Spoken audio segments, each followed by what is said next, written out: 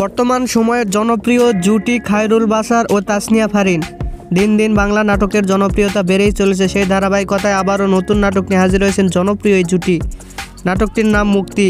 এই নাটকটিতে অভিনয় করেছেন বর্তমান সময়ের আলোচিত অভিনেতা খায়রুল বাশার ও আলোচিত অভিনেত্রী তাসনিয়া ফারিন।